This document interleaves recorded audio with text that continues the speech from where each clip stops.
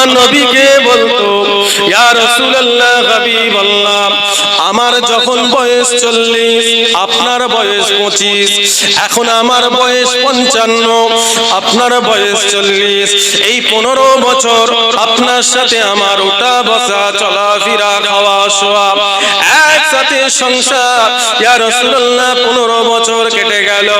এই 15 বছর বয়সে ইয়া রাসূলুল্লাহ হাবিবাল্লাহ, আমার 4টে জিনিস আপনার বড় ভালো লেগে গেছে। নবী আমার বলেছিলেন, খাদিজা কোন 4টে জিনিস ভালো লেগেছে? আম্মা জান খাদিজা বলেছিলেন, ইয়া রাসূলুল্লাহ হাবিবাল্লাহ, 1 নম্বর আপনি আমানতের মাল খেয়ানত করেন না, 2 নম্বর ওয়াদার খিলাফ করেন না, 3 নম্বর ইয়া রাসূলুল্লাহ গরীব অসহায় ফকির যদি আপনার কাছে আসে, আমি খাদিজা আপনার কোনোদিন ফিরিয়ে দিতে দেখি না। ইয়া রাসূলুল্লাহ হাবিবাল্লাহ, 4 নম্বর আত্মীয় সঙ্গে সম্পর্ক বিচ্ছিন্ন করতে দেখি না, আমি খাদিজা। এই 4টে জিনিস ইয়া রাসূলুল্লাহ বলো ভালো লেগেছে, তাই আমি খাদিজা আপনাকে নবী হিসাবে মেনে নিয়েছি।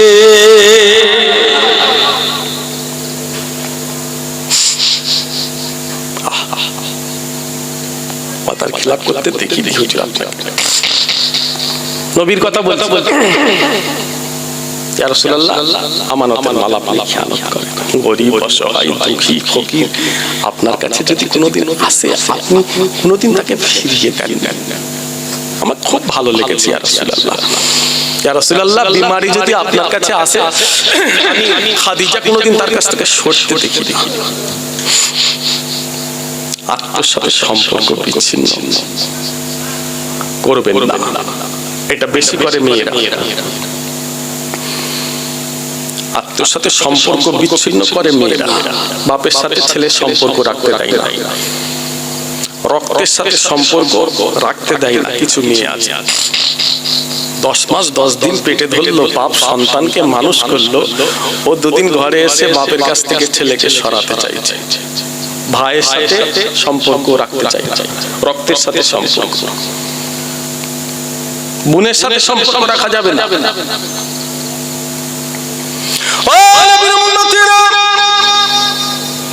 নবী আমার যখন মদিনা শরীফে চলে যাচ্ছেন, হযরত আলীকে বলেছিলেন, আলী আমানতের মাল যেন খেয়ানত না হয়ে যায়। আমি নবী হয়তো মক্কায় আর ফিরব না, আমার কাছে যারা আমানত রেখেছে সেই আমানত গুলো তাদের বাড়িতে বাড়িতে পৌঁছে দিও। ও আমার ভাইজানেরা, নবী আমার যখন মক্কা থেকে মদিনায় চলে যান, হযরত আলীকে দায়িত্ব দিলেন, আলী আরবের ইহুদি, আরবের মানুষ যারা আমার কাছে আমানত রেখেছে সেই আমানত গুলো যেন খেয়ানত না হয়ে যায়। কত খেয়াল রেখেছেন আল্লাহ, যাকে নবী করে দুনিয়ায় পাঠিয়েছেন। জোরে হলো না? আর একটু জোরে হলো না?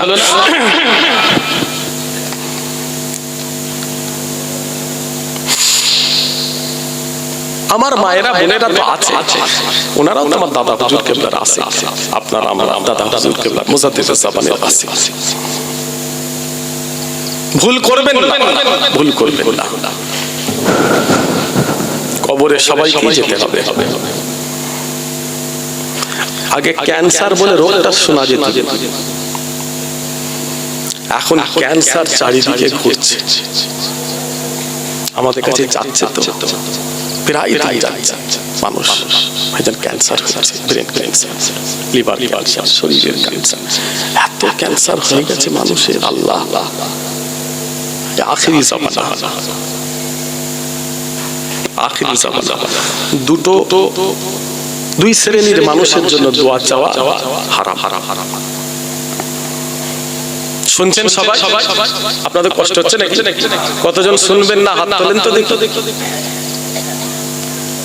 আব্বা কি হয়েছে? আচ্ছা আচ্ছা, মাশাআল্লাহ, সবাই শুনতে রাজি আছে? একটু ঝেড়ে তাকবীর দেন না, নারে তাকবীর। মাশাআল্লাহ, রাসূলুল্লাহর আশিক আপনারা, ইসলামের আলোচনা, বেহেশতের বাগানে এসেছেন, ইসলামের কিছু শিক্ষা নিখানি। ইসলামের আলোচনা শুনে কিছু হাসিল করব, আমরা কিছু শিক্ষা নিয়ে বাড়ি যাব। কবরে সবাইকে যেতে হবে। 80 বছর 70 বছর আমার বাপগুলো যে হায়াত পেয়েছে, আমাদের ওই হায়াত যাবে কি যাবে না। আমি নাজমুস সাআদা সিদ্দিক আল্লাহ নিয়ে এসেছে, আমি নাজমুস সাআদা সিদ্দিক বাড়ি পৌঁছাবো এর কোনো গ্যারান্টি না। ছোট ছোট ছেলেদের বড় বড় রোগ হয়ে গেছে, অ্যাপোলোতে যান, পিজি হসপিটালে যান, আরজিকর হসপিটালে, বড় বড় হসপিটালগুলোতে যান, 22 বছর 25 বছর 30 বছর, কি এমন বয়স, এত বড় রোগ। তবে আমি যে বেঁচে আছি, ভালো আছি, শুকরিয়া ওরে শেষ করতে পারবো না। সময় নষ্ট করছো কেন? ও যুবকেরা, ও নবীর উম্মতিরা, ও আমার ভাইজানেরা, 8 শ্রেণী নারীকে আমার আল্লাহ জান্নাতি করবে। 8 শ্রেণী নারীকে আমার আল্লাহ ভালোবাসে। 1 নম্বর পর্দাশীল নারী, 2 নম্বর ধৈর্যশীল নারী, 3 নম্বর ক্ষমাশীল নারী, 4 নম্বর যে নারী বেশি বেশি তওবা করে, 5 নম্বর যে নারী স্বামীর অনুগত করে, 6 নম্বর যে নারী লজ্জাস্থান হেফাজত করে, 7 নম্বর যে নারী পাক পবিত্র থাকে। ও আমার ভাইজান, 8 নম্বর যে নারী অন্যর কথা গোপন করে। এই 8 শ্রেণীর নারীকে আমার আল্লাহ পছন্দ করে। ও আমার মায়েরা বোনেরা, এই 8 শ্রেণীর নারীকে আমার আল্লাহ জান্নাতি করে দেয়।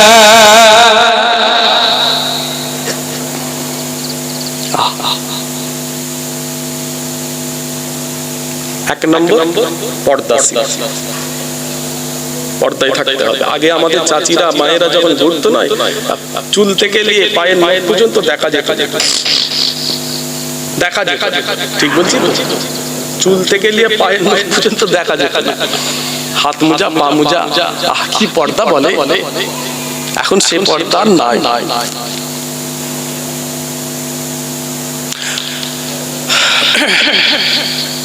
বাবু, তোমাদের আল্লাহ বলেছে, আমাদের বলে এই কথাগুলো আল্লাহ তোমাদের বলেছে।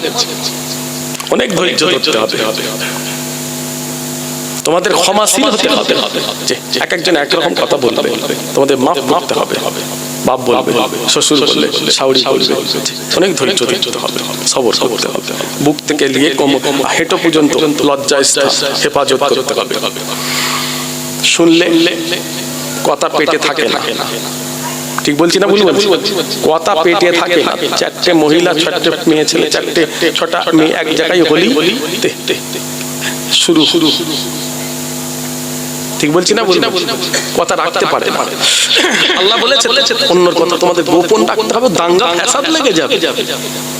এই কাজটা মেয়েরা বেশি করে।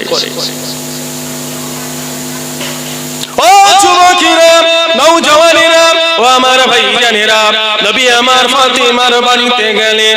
আল্লাহ রাসূলের চাঁদ মুখখানা দেখে ফাতিমা দাঁড়িয়ে দাঁড়িয়ে কাঁদে। নবী আমার জিজ্ঞাসা করলেন, ফাতিমা কি হয়েছে, কাঁদছো কেন? ইয়া রাসূলুল্লাহ, হাবিবাল্লাহ, আব্বাস কি আলীর সঙ্গে আমার একটু অশান্তি হয়েছে, জামাইয়ের সঙ্গে আমার একটু অশান্তি হয়েছে। এই কথা ভাইয়া নবী আমার যখনই শুনলেন, আল্লাহ রাসূল বলেছিলেন, ফাতিমা, আমি রাসূলুল্লাহর মেয়ে বলে তুমি নাজাত পাবে না, আমি নবীর মেয়ে বলে তুমি যা খুশি করো না। ও আমার ফাতিমা, দুনিয়ায় যেটা চাইবে আমি রাসূলুল্লাহ দেব, কিয়ামতে আমি তোমার মতো সাহায্য করব না। ও আমার ভাইজান, যে নবীর ওসিলায় দুনিয়ার মুসলমান জান্নাতে যাবে, যে রাসূলুল্লাহর ওসিলায় পৃথিবীর মুসলমান জান্নাতে যাবে, আল্লাহ রাসূলের শাফাআত ছাড়া কোনো মুসলমান জান্নাতে যাবে না। সেই নবী আমার ফাতিমাকে বলেন, ফাতিমা, দুনিয়ায় যেটা চাইবে আমি রাসূল দেব, কিয়ামতে আমি নবী তোমার কোনো সাহায্য করব না। ও আমার ভাইজানেরা, ফাতিমাকে আল্লাহ জান্নাতি করেছে দুটো কারণে। 1 নম্বর, ফাতিমা জান চলে যাবে, ফাতিমা জীবন চলে যাবে। আরে ফাতিমা পর্দা থেকে সরেন না। আরে ফাতিমা পর্দা করেছিলেন, এতই পর্দা করে থাকতেন আল্লাহ খুশি হয়ে গেছে। দ্বিতীয় নম্বর, অভাবী সংসার, কষ্টের সংসার, জীবনে কোনোদিন জামাই স্বামীর সঙ্গে বিয়াদবি করেন না। এই দুটো কাজ আল্লাহ পছন্দ করে ফাতেমাকে জান্নাতি করে দিয়েছে।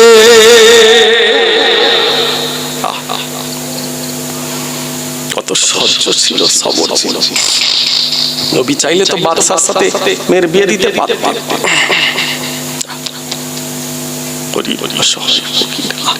কিচ্ছু না।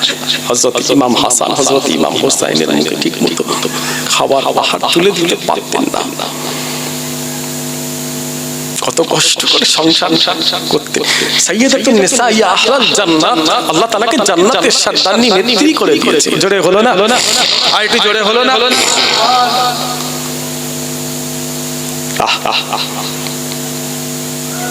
কত হেফাজতে থাকতে হবে, কত হিসাব করে চলতে হবে। তুমি ইসলামের ঘরের মা, তুমি ইসলামের ঘরের ছেলে। মাঝে মাঝে আমি ভাবি যে আল্লাহ কেন দুনিয়ায় আসতে গেলাম। মাঝে মাঝে আমি ভাবি, খোদার কসম করে বলছি যে আল্লাহ কেন এই দুনিয়ায় পাঠালে, না আসলে তো ভালোই হতো। এই আখেরি জামানায় কি করে ঈমান নিয়ে চলাফেরা করব, কি করে বাঁচব? বাইরে বেরোলে ভয় লাগে, সত্যি বলছি, বাইরে বেরোলে ভয় লাগে। চোখের জেনা বাঁচতে হবে। কি কঠিন জামানা এসে গেছে। আগে বাপেরা ছেলেদের বোম্বাইয়ে পাঠাতো। বাপেরা আগে ছেলেদের বোম্বাইয়ে পাঠাতো, কারণ বোম্বাই খুব খারাপ জায়গা।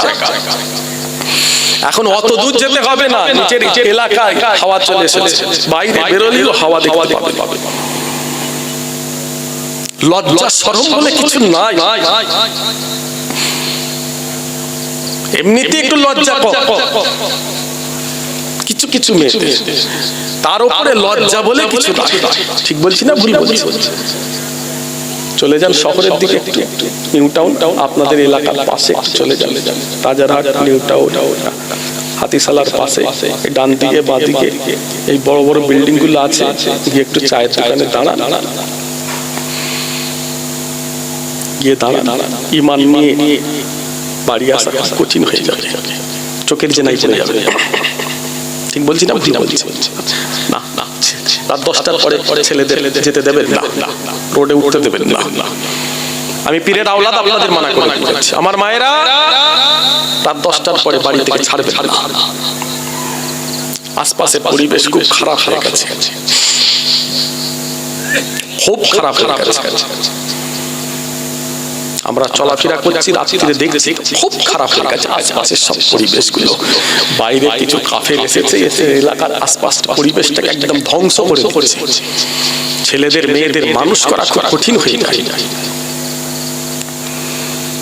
নবীর উম্মতেরা, ও আমার ভাইজানেরা, নবী আমার এই দুনিয়ার জমিনে এসেছিলেন, সাহাবা হুজুরেরা এসেছিলেন। আল্লাহ নবীর একজন সাহাবী হযরত ওমর ফারুক, হুজুরের ছেলের নাম হলো আব্দুল্লাহ। হযরত আলী হুজুরের ছেলের নাম হলো হোসাইন। হযরত ওমর ছিলেন আরবের প্রেসিডেন্ট, তখনকার জামানায় প্রধান বিচারপতি ছিলেন হযরত আলী। হযরত আলীর ছেলে হলো হোসাইন, ওমর ফারুক হুজুরের ছেলের নাম হলো আব্দুল্লাহ। দুজনে ভাইজান একই মাদ্রাসায় পড়াশোনা করে। হযরত হোসাইন নিজের কলমটা জমিনে ফেলে দেয়, আব্দুল্লাহকে বলে তোলো, আব্দুল্লাহ তুলে দেয়, আবার কলম জমিনে ফেলেন, আব্দুল্লাহকে বলে তোলো। এইভাবে বারবার আব্দুল্লাহ হযরত হোসাইন কলম জমিনে ফেলে, আব্দুল্লাহ তুলতে থাকে। ওই সময় আব্দুল্লাহ বলেছিলেন, ও হোসাইন, আমি কি তোমার খাদেম? বারবার তুমি কলম জমিনে ফেলো, আমায় বলো তুলতে। হযরত আলী হুজুরের ছেলে হযরত হোসাইন বলেছিলেন, ও আব্দুল্লাহ, তুমিও আমাদের খাদেম, তোমার আব্বাও আমাদের খাদেম। কথা বুঝে গেছে? হযরত হোসাইন আব্দুল্লাহকে বলছে, তোমার আব্বাও আমাদের খাদেম, তুমি আমাদের খাদেম। প্রেসিডেন্টের ছেলেকে যদি খাদেম বলে, প্রেসিডেন্ট বলে কথা, প্রেসিডেন্টের সম্মান বেশি না কম? এই কথা বলে দেশের প্রেসিডেন্ট আমার ভারতবর্ষের প্রেসিডেন্ট দাম বেশি না কম? সম্মান বেশি। তখনকার জামানায় আরবের প্রেসিডেন্ট, ইসলাম দেশের প্রেসিডেন্ট, সব তো এক। তখন তো সবই এক, খালি আরব নয়, সারা ইসলাম কান্ট্রি অন্যান্য দেশের প্রেসিডেন্ট, আফ্রিকা বলেন, চীন বলেন, সমস্ত দেশের প্রেসিডেন্ট হযরত ওমর। প্রেসিডেন্টের ছেলেকে হুসাইন খাদেম সবাই সামনে বলেছি তো অপমান, ছুটে বাড়ি চলে গেছে আব্দুল্লাহ, গিয়ে বলছে আব্বাজান আমি আর মাদ্রাসায় যাব। কেন? আমাকে হুসাইন খাদেম বলেছে সবাই সামনে, আমি প্রেসিডেন্টের ছেলে খাদেম, আমি ফাইসাল্লাহ চাই, আমি বিচার চাই। কার বিচার করবে? হুসাইন। হুসাইনটা কে? রাসূলের নাতি। জোরে বললেন না সুবহানাল্লাহ। হযরত ওমর খুব বিচক্ষণ মানুষ ছিলেন। ও যুবকেরা, নওজওয়ানেরা, ও আমার ভাইজানেরা, হযরত ওমর বলেছিলেন এর ফয়সালা করব না, এর ফয়সালা হবে জুম্মা দিন। জুম্মার নামাজ হযরত ওমর আদায় করে হযরত হুসাইনকে ডাকলেন, ও বাবা হুসাইন, তুমি কি আমাকে খাদেম বলেছো? আমার ছেলে আব্দুল্লাহকে খাদেম বলেছো? হুসাইন বলেছিলেন, ও হযরত ওমর, আপনি যে আজকে খাদেম, হযরত ওমর আপনি যে আজকে প্রেসিডেন্ট হয়েছেন কার ওসিলায়? নানাজান বিশ্ব নবীর ওসিলায়। আপনি আজকে আরবের প্রেসিডেন্ট আমার নানাজানের ওসিলায়। আপনি সত্যি একবার মুখে হাত রেখে বলেন, আপনি কি আমার নানাজান বিশ্ব নবীর খাদেম ছিলেন না? হযরত ওমর এই কথা শুনে হযরত হুসাইনকে বললেন, ও হুসাইন, এই কথাটা কি তুমি আমাকে লিখে দেবে? হুসাইন বললেন, লিখে দেব। ও আব্দুল্লাহ, যাও বাজার থেকে, বাগান থেকে একটা খেজুরের পাতা নিয়ে আসো। আব্দুল্লাহ ছুটে ছুটে ভাইজান বাগান থেকে একটা খেজুরের পাতা নিয়ে আসে। হযরত হুসাইন লিখতে শুরু করে দিলেন, আমি হলাম আলী ইবনে হুসাইন, আমি হলাম আলী ইবনে হুসাইন, আমি হুসাইন দুনিয়ায় আমার নানা জানের খাদেমি করতে দেখেছিলাম আব্দুল্লাহ, আমি দুনিয়ায় আমার নানা জান বিশ্ব নবী খাদেমি করতে দেখেছিলাম হযরত ওমরকে। এই কথা আমি আলী লিখে দিলাম।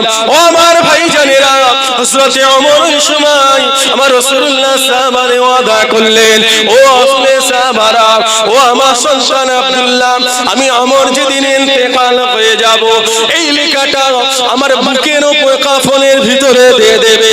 কিয়ামতের ময়দান, হাসরের ময়দানে আমি ওমর যদি আটকে যাই, আমি এই হুসাইনের লেখাটা দাঁড়িয়ে আল্লাহকে দেখাবো, আল্লাহ ইনি হলেন হযরত হুসাইন, বিশ্ব নবীর নাতি।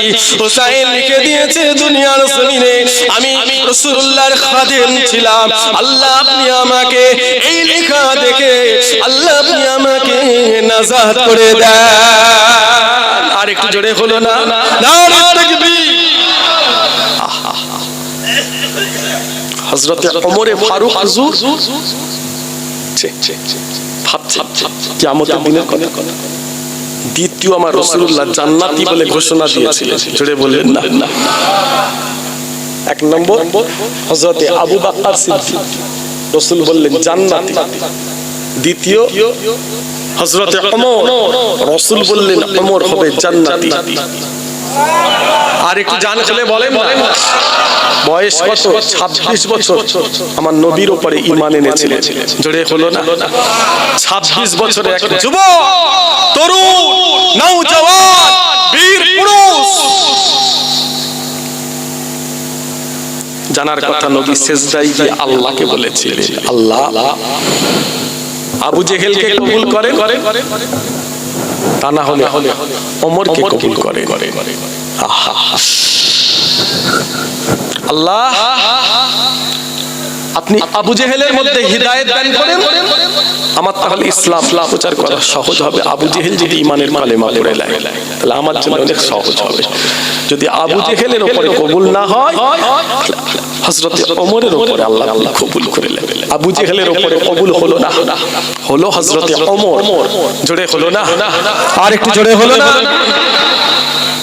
বয়স 26 বছর আমার রাসূলকে নবী বলে মেনে নিলেন, ঈমানের কালেমা পড়লেন, মুসলমান হয়ে গেলেন। যিনি জান্নাতে সার্টিফিকেট নিয়ে বসে আছে, তিনি ভাবছেন কিয়ামতের দিন হাসরের মাঠ, আমি ওমর যদি আটকে যাই, আমার যদি আমল আল্লাহ পাক পছন্দ না করেন, আমি হোসাইনের এই চিঠিটা নিয়ে আল্লাহকে দেখাবো।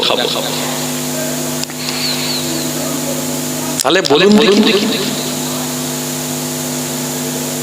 এই জীবনের কোনো দাম আছে? ভাবি আমরা পরকালের কথা ভাবি, আখিরাতের কথা, কবরের কথা ভাবি, কবার মনে পড়ে দুনিয়ার আশেক হয়ে গেছে, দুনিয়া ছাড়া কিছু চেনে না।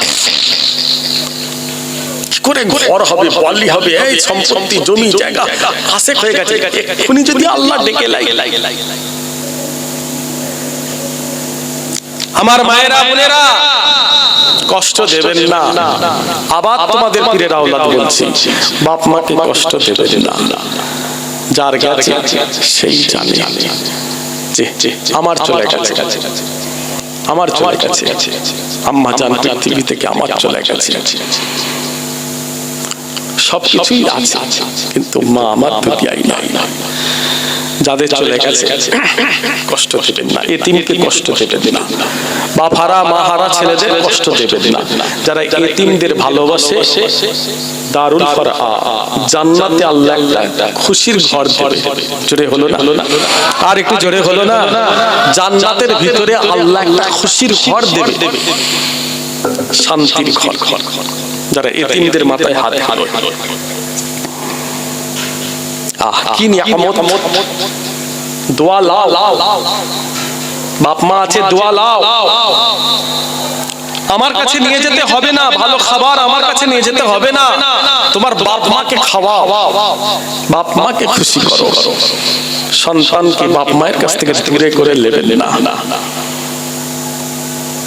ভাইরা, বাপ মাকে ভালোবাসবেন।